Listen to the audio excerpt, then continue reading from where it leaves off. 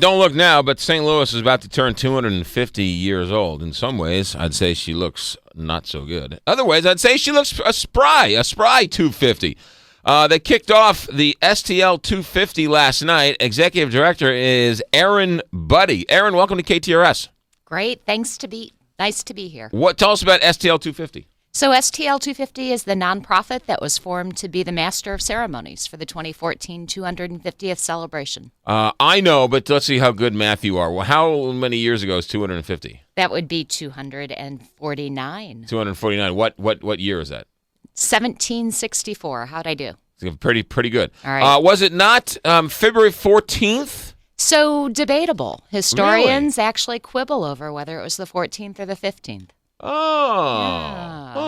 We don't have, you know what? City Hall has always been terrible with records, and it takes forever to go find it. Go to room 101. Go back to room 101. They'll have the answer for you. You know what? I think it actually goes back a little before City Hall. So we've got Pierre Leclerc and Auguste Chateau. Now, wait a minute. You said that name wrong. I said it right from the historian's point of view. How do they know? Well, YouTube, don't they? YouTube, I like that. I like that. The historical record is now stored on YouTube. So Leclerc is not the way you say the name. So in the French pronunciation, Leclerc. Leclerc. All right, good. So when Leclerc and Chateau, which later changed his name to Manchester. I like that. Yeah. When they first started in St. Charles, did they not? They actually came up from New Orleans, is where they started off. Dr. Ron, I thought the first year things flooded in St. Charles, so they decided to move down, and they found the natural flood wall and a giant arch, and they said this is a great place to open up city. You know, they had a lot of foresight to see that arch. About 200 years before it came about. But that is a natural flood wall, is it not? Yeah, it really is. And that's one of the most attractive things about the site was that it wasn't going to be at risk of all the floods that they did see. And it's never flooded. And it has never flooded. Right, 93 came close. Exactly. But it's never flooded. Yeah. All right, so what's the goal of STL 250? You know, the goal is to bring the region together, and we're talking the whole region. So St. Louis City's founding, which is really what the anniversary is the founding of our region. So we're talking about the whole metropolitan area.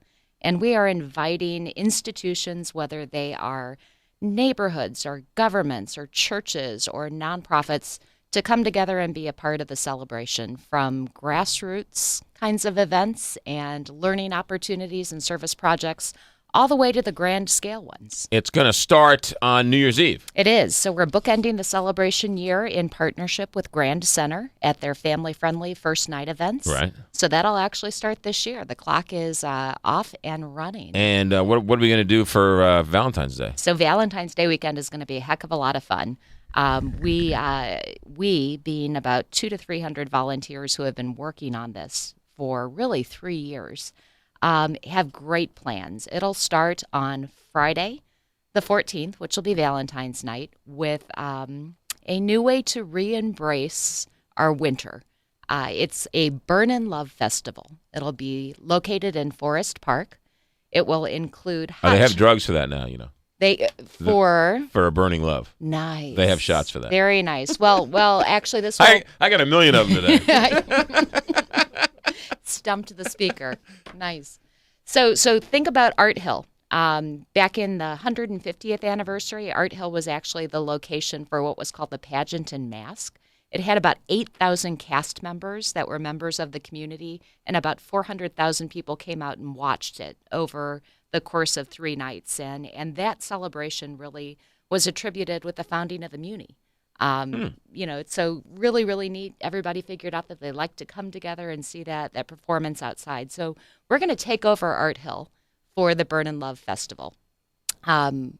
Great big stage, concert entertainment, hot chocolate happy hours, heated tents for people who get a little bit too chilly. Who have too much love. Who have too much love. Right. We're actually thinking about trying to get 250 couples to get married at the event, which could be a lot of fun. How about that? Yeah. Yeah, that'd be neat. But the whole event is going to be centered around a public art sculpture of a huge heart which will be put in the middle of the Grand Basin at the base of Art Hill and lit on fire, hence Burnin' Love.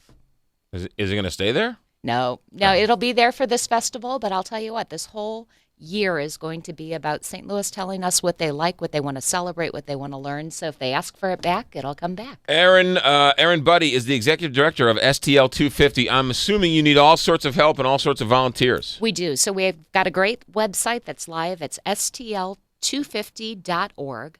And you can go there and you can sign up to volunteer to be an ambassador and help to share the story of what the celebration year will look like, to be a volunteer for events or to help us out organizationally and planning-wise. Sure. We also need sponsors. STL250.org. You've got it. Erin Budde, thanks for coming in. Thanks for having me. You got it. Happy birthday, by the way.